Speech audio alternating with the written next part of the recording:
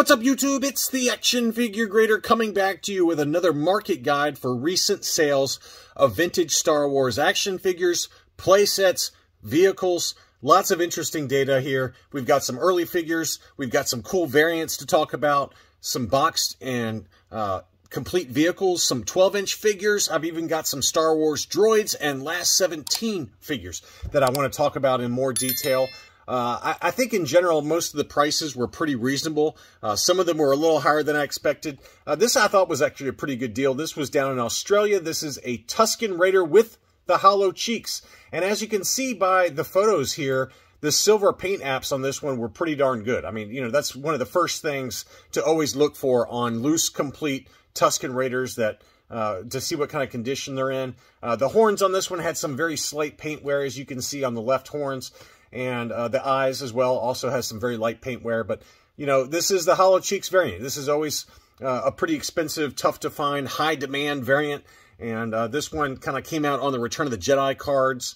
It's just kind of one of those weird, wonky variants where the factory, for some reason, took that mold and they added hollow cheeks to him. So collectors really bid this one up. This was in pretty good shape overall. They had some light wear, as you can see on the back of the head right there. You know, just some very light scratches and things like that.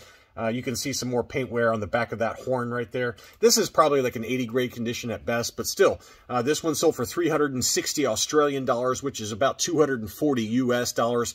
We've seen some other ungraded examples go for quite a bit more than that. We've talked about some AFA graded examples that have sold for over $1,000. So this is a good example of a figure that you may, if you can live with an 80 grade or, you know, an 80 plus grade, this is probably a good figure to pick up and then submit yourself to grading. Obviously, it would have to be with UKG or CAS right now, given that AFA is closed. But as we talked about in my AFA kind of website video, it does look like they are going to be bringing back loose grading at some point because it's not off of the website completely. So when that happens, who knows? But in the interim, you can stockpile some loose figures to eventually send off to AFA if that's what you like. But a pretty good deal there, I think, on that Tusken Raider. A couple of different loose, complete Princess Leia first 12 sold. This one was in pretty good shape overall. You know, the cape was not perfect, but this is the Hong Kong with, I believe, the black hair and belt variant. This one sold for $130 plus $5.60 shipping. You know, we talk about AFA 80 and over graded examples. They can go for $300 to like $600. I mean, it's just crazy what they can go for. This one's probably like an 80 grade.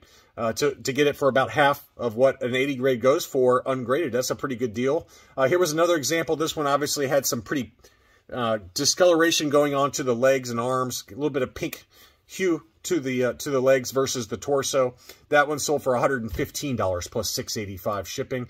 A couple of different 12-inch Boba Fett sold, both of them complete, one of them without the box, one of them with the box. This one was in pretty pristine condition, and it sold for big money, $575 for a loose, complete Boba Fett. I've seen some loose graded examples sell on Facebook for like $850 or so. So even, you know, ungraded, if you got one that looks to be kind of unplayed with, as this one does appear to be, this one sold for big money, $575 plus shipping. And then here was another example that was inside the box.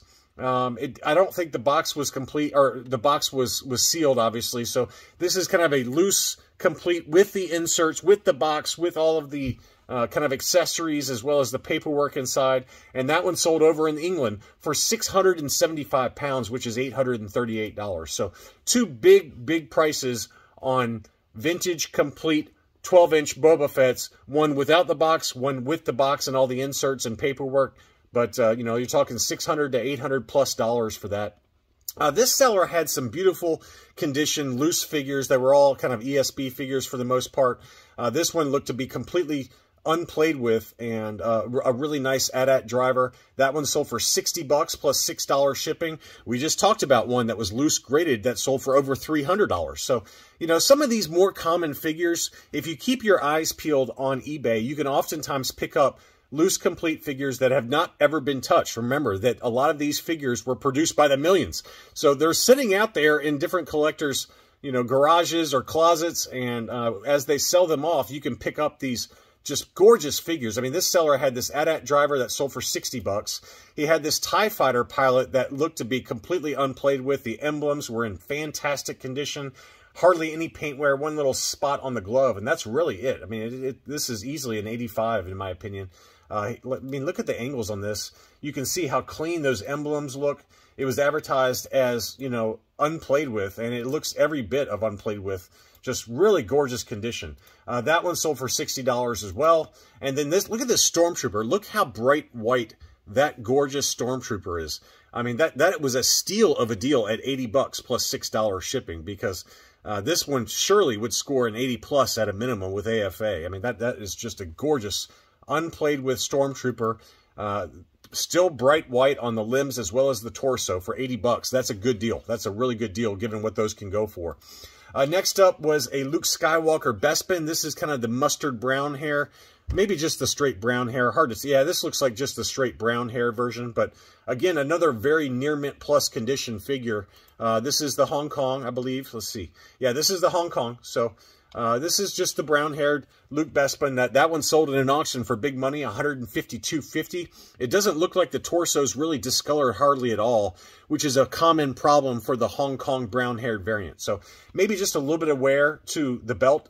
You can see the belt buckle might have a little bit of edge wear to it, but that's a pretty gorgeous example of the Luke Bespin for $152.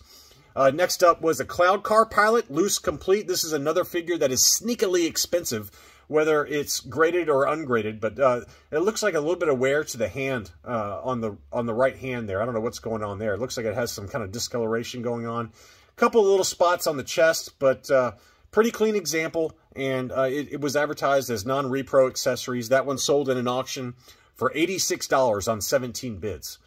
Next up was another figure that I wanted to highlight because you can pick up the 21B medical droid loose complete in a near mint to near mint plus condition for very reasonable prices. This is another one that if you're looking for a loose graded one, I would pick up one of these ungraded or a couple of them and try your hand at submitting them yourself, because they're relatively reasonably priced. The only things you really got to check out for are that chest emblem to make sure it doesn't have any paint wear, and then that clear torso piece can often yellow. This one maybe has a little bit of yellowing, but it's hard to tell. But the silver paint on this one is in great shape. I think that this one would score an 80 all day long. Maybe not. I don't know. I take it back. I take it back. This one, you know, this one had a crack on the torso, on the back of the torso there. So you got to be careful. This is one where I didn't see it when I was pulling it up for the auction video. But this one does appear to have a crack on that torso. So make sure you zoom in on those photos. And I'm guilty of that, obviously, since I'd missed it during my first run of putting these figures together. But anyway, this one did sell for 28 bucks. But I think, you know, if you're really patient, you can find this figure for about that price in near mint plus condition. I picked up one for about this same price last year, and I submitted it for grading myself. It was a Hong Kong semi-metallic blue, and it got an 85 with CAS. So don't overpay for this one loose graded. You can pick this one up if you're patient. Obviously, this is not a good example of one since it has that crack on the torso. But if you're patient in an auction or, you know, just for a buy it now situation at a reasonable price, you can pick it up for about this price in near mint to near mint plus condition. Next up is a prune face. This is another figure that is deceptively expensive, and maybe we've talked about it in the past, but this one has stiff limbs, as you can see by the dancing robot chicken version of prune face there. But this is a very, very expensive figure, and you know, I think a lot of it has to do with the accessories. Just tough to find that rifle in clean condition where the strap is not broken off. But that one sold for 71 Canadian dollars, which is $52.50 US dollars. Another one to be careful for. This Luke looked to be near mint at first blush, but when I started looking at the photos more closely, you can see that the Palace Blaster does have a stress mark on it. So just be really careful. Obviously, look for nose rub, look for wear on the hands. But that blaster did have a stress mark there. It still sold for 92 bucks. I've seen as high as about $150 for a loose complete Luke Jedi here recently. This one was which variation here? Hard to tell based on the limited photos. But this one looks like the no COO at first blush. It looks like the no COO version. So that one again sold for 92 bucks plus $6 shipping. I've got some ships. Loose complete ships and play sets before we dig into the last 17 and Star Wars Droids line of figures. Here's a loose complete Slave 1. That one sold for $201.50. Next up is the Land of the Jawas. This is always a tough one to pick up. This one included the instruction sheet as well as the box for it, and it's got that beautiful kind of cardboard backdrop of the Jawa sandcrawler along with the escape pod that houses the droids. That one sold for $181 on 27 bids. Same seller also had a Patrol Dewback with the original box, not the Collector Series box. So this is a very desirable item since it does have the Kenner earlier box. There was a Long Play logo box. There was this one with the Kenner logo, but it did not have the Long Play logo. And then obviously there's the Collector Series version that came out in 1983. But this Patrol Dewback has clean reins, non-broken. That one sold for $265. So that just shows you the demand for those Dewbacks with a complete non-broken reins. Next up was the Creature Cantina Action Playset. This one was a gorgeous example with the box and the instruction sheet. That one sold for $235.50. So another nice example there of an early playset that sold at a pretty fair price. Next up is the Star Wars Death Star Space Station. It was advertised as complete with the box, with the trash monster, as well as the instruction sheet, as well as the foam that went inside the trash compactor. So pretty great looking example there. Great display piece for your shelf. And that one sold for $401.56. We just documented an AFA 70 example that sold for extremely big money. So this is another good option if you don't want to pay for an AFA mint and sealed box example. So $401.56 on that one. Next up was an unused contents tie interceptor. You can see there that the sticker sheet had not been used yet. It included the inserts for the box, as well as an unused tie interceptor. That one sold for $360 plus $20 shipping. Some last 17 figures before we round things out with a couple of Star Wars Droids figures. Here was a last 17 Han Solo in Carbonite. That one sold for $185. We talk about AFA 85 examples that can sell for easily $350 to $400. So I think that was a pretty good buy on that one. Next up was a Warwick last 17 figure. That one sold for $190 in an auction plus shipping. Be really careful on the torso for this one. This torso looked nice and clean, but the torso on Warwick does discolor really easily, so be careful on that one. But anyway, that one did sell for $190. Here was a beautiful pop-up lightsaber R2-D2 last 17. This one sold for big money. This is probably an 80 grade condition.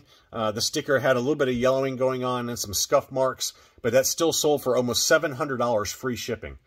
Next up was a Lando Calrissian General. This one was complete with the Black Palace Blaster and sold for $209. AFA 85 examples can set you back $350 or so, so I think that was a pretty good buy on that one. That looked to be in really clean condition.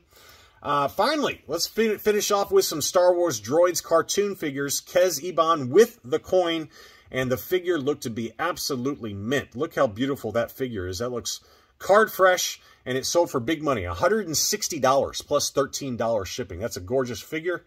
And then finally, we had Thal Jobin, another figure that looks to be completely unplayed with and in fantastic condition. Great paint apps on that one. No paint rubs that I could see at first blush. Really clean condition on that one. Look how gorgeous that figure is. So anyway, that one did sell with the coin for $160 as well. So big prices on some of those Star Wars Droids figures as collectors fill out their collection room. I hope you enjoyed this look at recent complete vehicle and action figure sales for the vintage Kenner line. Thanks so much for watching, and I'll be back soon.